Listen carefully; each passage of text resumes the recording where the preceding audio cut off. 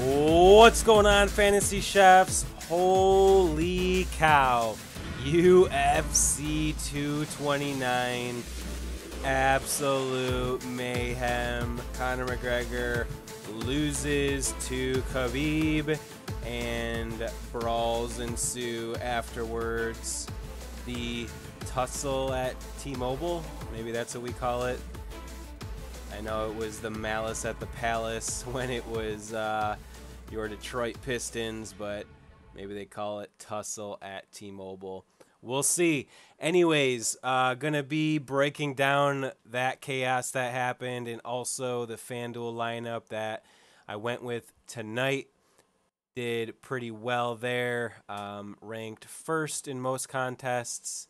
Had a couple second place, a couple thirds, and some 50-50s as well. Really had a solid lineup overall until the last fight of the night, which we'll cover first. So, Conor McGregor goes in and he faces Khabib, who at the time was 26-0. McGregor coming off a 2-year layoff from the UFC. Did fight Floyd Mayweather a year ago, but hasn't had a MMA fight in 2 years. Last fought Eddie Alvarez when he won the lightweight title there. So, McGregor walks into the octagon. He's his typical self. He's collected. He's cocky. He's arrogant. He does his strut, the whole 9 yards. And Khabib walks out, and to me, looked a little nervous. He's talking to his security guards a little bit. It seemed like his head really wasn't on the fight per se. I don't know. Just he seemed a little bit off, seemed a little bit rattled, which is what I thought coming into the fight might cost him the fight. Anyways, first round ensues, and McGregor tags Khabib with a couple shots and seems to be controlling for the first 30 seconds or so. But then Khabib shoots in for a super low single, shot in from about a mile away and somehow grabbed an ankle. Ends up taking Conor down, controls the entire first round from then on, but doesn't really do any damage. I was actually pretty down on referee Herb Dean in this fight. I thought he missed a ton of things. Conor McGregor's feet were in the cage, which is illegal. He missed that 2 or 3 times. It was there for, I don't know, a solid 15, 20 seconds each time. McGregor was also holding on to Khabib's gloves, which is illegal. And just a lot of missed calls and poor calls by Herb Dean. I thought he should have split up Conor and Khabib when and two times in the fight. One in the first round when Khabib took Conor down and just laid on him the entire time. He did absolutely no damage. He really wasn't trying to advance his position. He was hand fighting and putting his head right in Conor's chest, and that was it. And it was really about 3.5 minutes of that, and I thought that Herb Dean really missed the call there. I think if that's an undercard fight, I think he stands them up. And then also, when I think it was the second round, McGregor was doing pretty well on the feet, and then Khabib pushed him up against the cage, and he just kind of stood there and leaned against McGregor for the whole second half of that round. Same thing, didn't really do anything, some hand fighting, they were battling for underhooks, but there was really no progress made by Khabib. I thought that should have been broken up as well. So I don't know, some shoddy officiating there, certainly some shoddy security. We'll get to that in a second, but then the third round happened, and the third round is where McGregor really took it to Khabib. McGregor started jawing in his ear. I think he got Khabib a little rattled mentally, and Khabib decided to do what he did against Ali Quinta and kind of just stood and threw blows with McGregor back and forth, which was really dumb to me. I think McGregor probably could have put him out if that went any longer. But Khabib went for yet another takedown. Conor, just like in the Nate Diaz fight, has zero ground awareness, gave his back up immediately, and Khabib grabbed the neck, went for a rear naked choke, which turned into a neck crank under the jaw or on the jaw, and McGregor tapped pretty quick.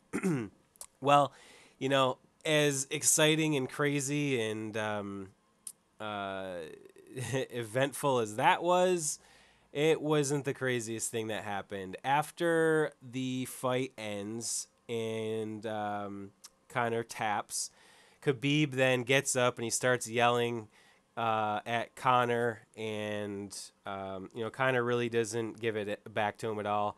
He kind of just takes it, looks the other way, and Khabib then goes over to Dillon Dannis, the wrestling partner of Conor McGregor. I believe Conor McGregor hired Dannis as a wrestling coach. And I believe Dillon Dannis is from Dagestan. I'll have to look that up. Anyways, Khabib goes over to Dillon Dannis and is yelling things at him through the cage.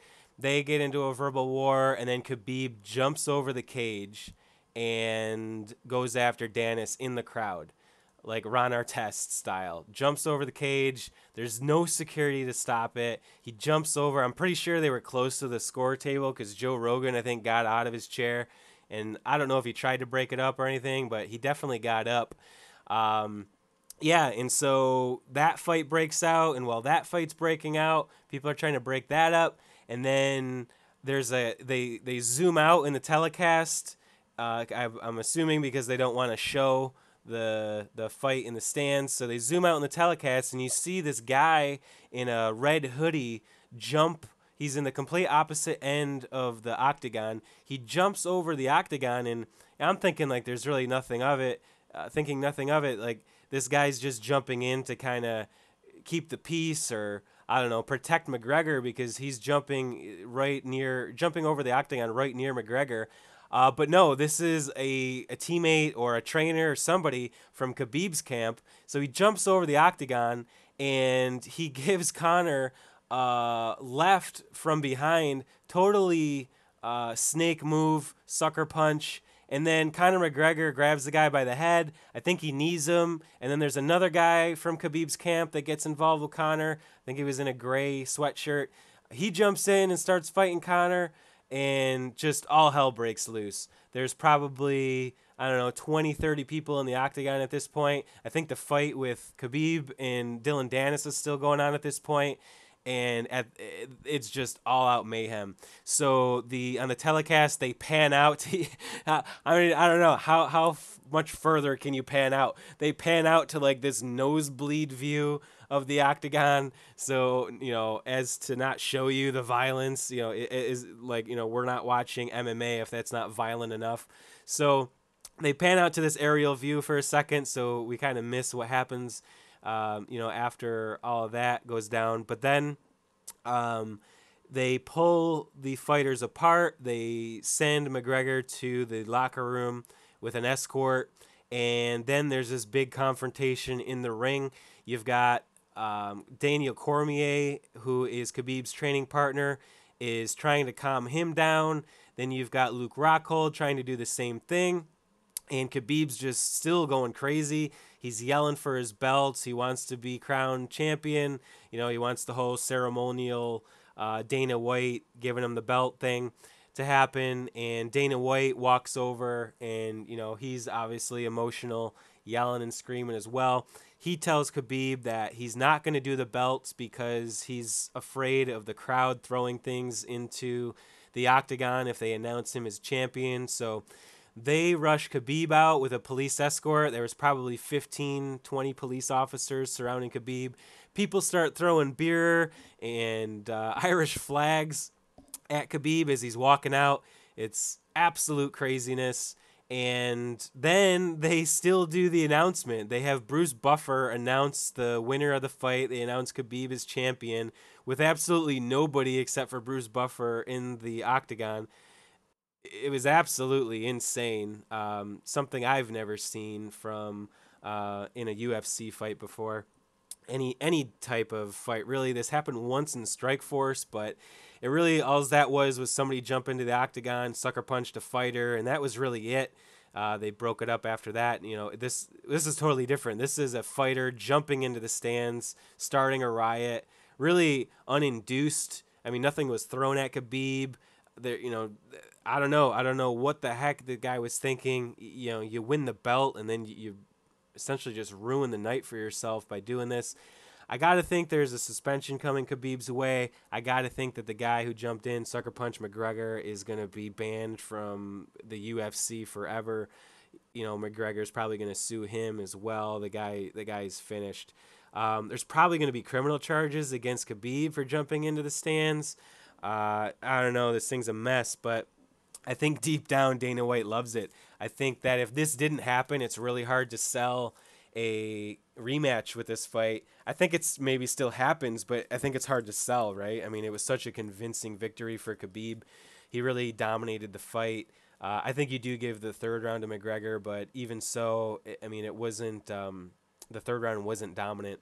The first two rounds for Khabib really were. The second half of the third certainly was for Khabib. So, anyways, yeah, I mean, shoot, I think this sells probably double the pay-per-views that this one did in the rematch. Dana White's going to come out. He's going to say how disgusted he is. They're going to put on a front of how this is a black eye for MMA. It's terrible, blah, blah, blah, blah, blah. But, in the fight world, this really is a huge, huge benefit for them. I mean, anything to sell a fight, as crazy as this was. This definitely wasn't staged. I mean, like the Dolly thing back in Brooklyn. I mean, like I said, there's going to be criminal charges here. This was not staged. So if you're one of those people who are maybe a casual fan or onlooker of MMA and think, they set this whole thing up. This is WWE. This is pro wrestling. Yeah, I mean, it's pro wrestling-esque, but this was not premeditated. You can't. If anybody found out that this was premeditated, I mean, you know how many lawsuits there would be against the UFC for putting the crowd at danger. Yeah, so, I think going forward, you're going to see a suspension, but there's no way Conor McGregor fights anybody else. There's no way Khabib fights anybody else.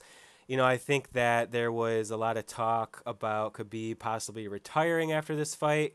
Maybe that happens. I don't know. You throw a couple $1 million at Khabib. I mean, this rematch, 3 million pay-per-views. This rematch might sell. This thing is going to be insane. It probably doesn't happen for at least a year, but the person I feel bad for in all this is Tony Ferguson. I mean, Tony Ferguson fought the co-main event. He looked absolutely amazing coming off of injury, having a real short recovery time from the injury, facing Anthony Pettis, who looked good in his own right, but Tony Ferguson's just on another level. Yeah, I mean, I feel bad for Ferguson. I think he has to sit out now and wait for this rematch in order for a title fight. So, I don't know, maybe Ferguson goes up in weight. I don't think that's a good idea, though. I think he'd get his head taken off by Tyron Woodley or Darren Till, any of those guys. So, I don't know what they do with Ferguson. I think he's just going to have to sit and wait.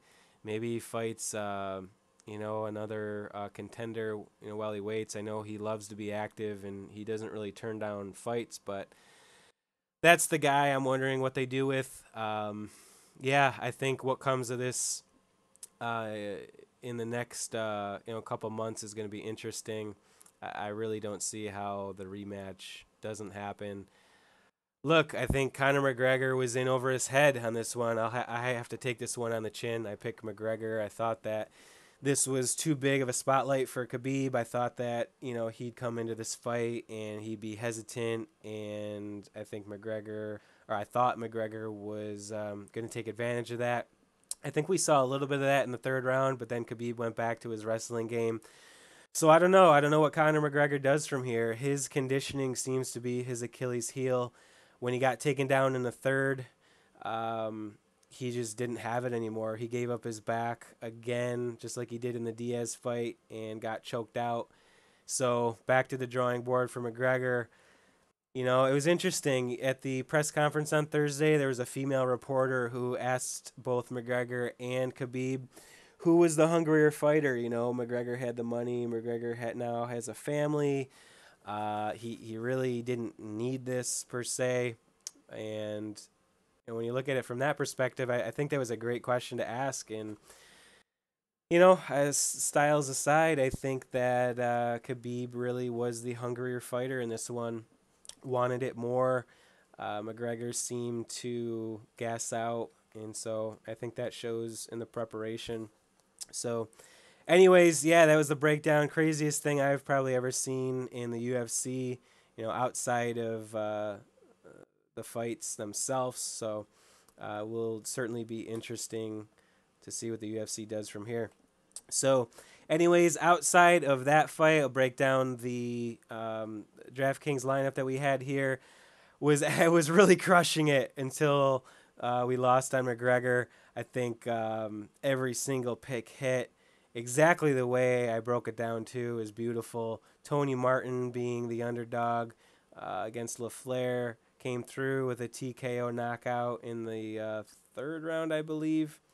Yeah, third round, and it's exactly what I said. I thought he was going to grind it out. I thought that he's just a tough guy to deal with in that weight division, and I thought that a late round stoppage might go his way. Excuse me, sorry for the throat clearing, going through a cold here, but Vicente Luque, yeah, he was going up against Turner. And the telecast, they were talking about how Turner is a good prospect, and how he's an up and comer, and they like his style and his patience and how he handles and controls himself. But Luque, just an assassin. I think actually that's his nickname, the Silent Assassin. Let's see here. Yep, Silent Assassin. He really controlled the fight, was the person controlling the tempo, and got a stoppage in the end of the first round. I think the very end of the first round, they had a back and forth exchange. I think Turner went for a spinning back fist. I think he connected, but didn't really hit Luque square. And Luque came up and around it with a solid punch, which knocked him down, and then some ground and pound.